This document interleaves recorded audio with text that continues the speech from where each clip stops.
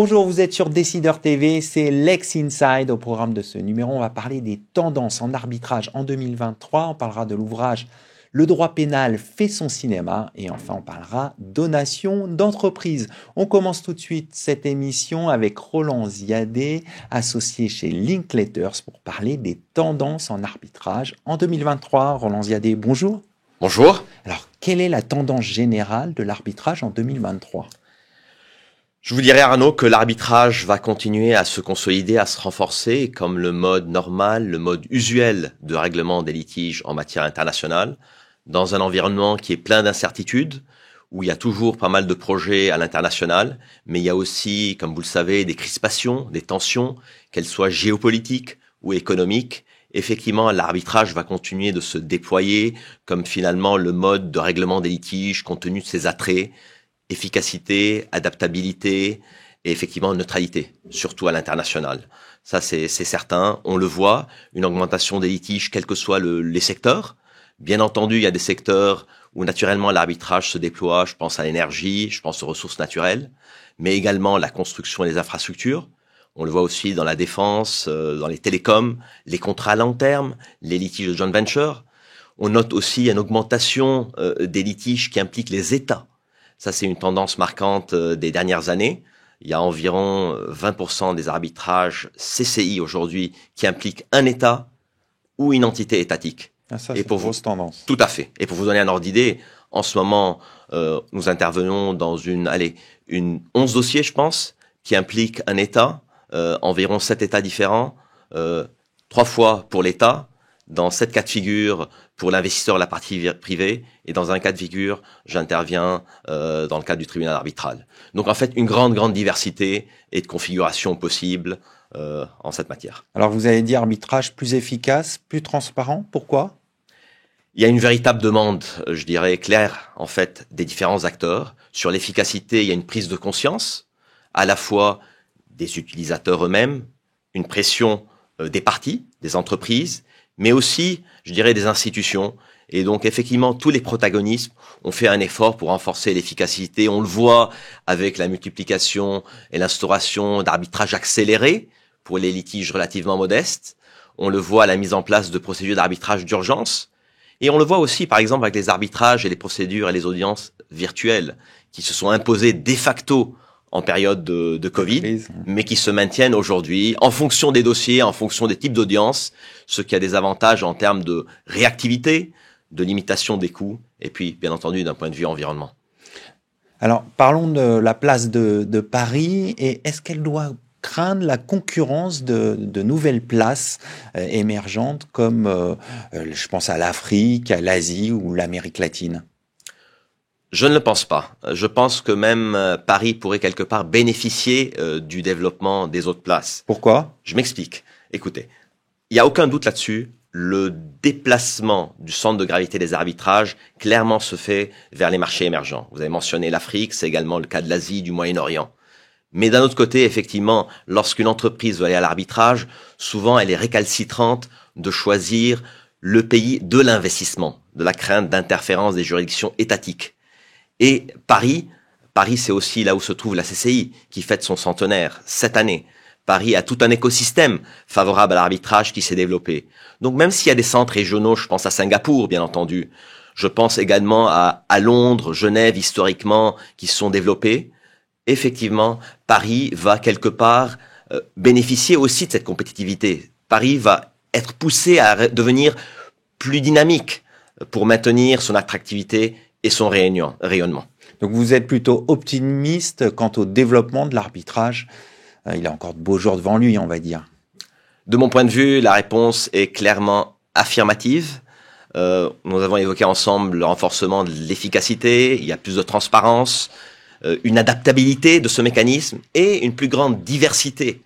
Et tous ces éléments vont renforcer, je dirais, à la fois l'attractivité, mais aussi la légitimité de l'arbitrage comme mode normal, mode usuel, mode privilégié de règlement des litiges. Et sans aucun doute, l'arbitrage a de beaux jours devant lui, que ce soit d'ailleurs en France ou à l'international. On va conclure là-dessus. Merci d'être venu sur le plateau de Lex Inside. C'est moi qui vous remercie.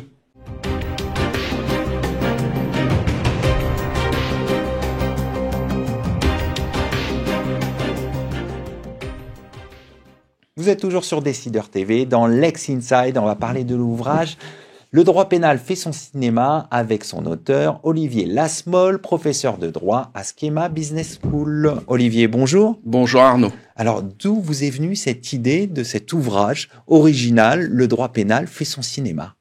Alors ça peut sembler surprenant pour un ouvrage qui est le premier du genre, un peu naturellement suite à des cours de droit pénal des affaires. Je me suis rendu compte que les étudiants avaient parfois du mal à saisir les différentes infractions, à saisir les éléments constitutifs de ces infractions. Et j'ai eu l'idée de passer quelques extraits de films, comme Icar, aime le maudit sur les responsabilités pénales, l'abolition du discernement. Et immédiatement, le résultat a été assez impressionnant. J'ai perçu que les étudiants comprenaient beaucoup mieux et visualisaient beaucoup mieux les infractions. D'autant plus quand je traitais les infractions de droit pénal des affaires, droit pénal spécial. Et j'ai étendu cette pratique à d'autres extraits de films. Et de fil en aiguille, de 5-6 films, je me suis dit que ça serait peut-être éventuellement intéressant d'étendre cela à un ouvrage à travers 62 films. Quelle est l'innovation majeure de cet ouvrage? C'est le droit, de façon traditionnelle, s'apprend à travers des cas pratiques. Des cas pratiques où vous avez des énoncés. Là, les énoncés sont remplacés par des films. Et donc, je passe des extraits de films. Et je dis, voilà, ça, c'est votre cas. C'est votre, comme on dirait en sciences de gestion, c'est votre terrain. Et maintenant, à partir du cours que vous avez eu, vous devez me traiter le cas qui est présent dans le film. Et donc, c'est beaucoup plus vivant, beaucoup plus incarné qu'un énoncé. Et donc, c'est quelque chose de plus ludique. À qui s'adresse cet ouvrage? Alors évidemment, premièrement, aux étudiants, aux enseignants-chercheurs également. C'est une innovation pédagogique. Je n'invente rien sur le fond, évidemment. L'analyse non plus, parce qu'il y a une multitude d'analyses possibles. J'en apporte une qui est la mienne. Les professions judiciaires peuvent s'intéresser à cette approche un peu différente. Et puis, peut-être, sans le savoir, c'était peut-être le cœur de mon ouvrage, ce que le droit peut rebuter à travers un langage un peu abscon, un vocabulaire particulier, qui pourrait s'auto-censurer en disant non, le droit pénal c'est pas pour moi, je n'y vais pas, je ne m'y intéresse pas ou je comprendrai rien. Non, au contraire, à travers un film qui pourrait les intéresser, pourquoi pas se poser la question, la responsabilité pénale de Gollum dans Le Seigneur des Anneaux, ça permet de faire des nouveaux adeptes du droit pénal. Merci Olivier Lasmole de nous avoir présenté du coup cet ouvrage Le droit pénal fait son cinéma, édité chez LexisNexis. Merci Arnaud.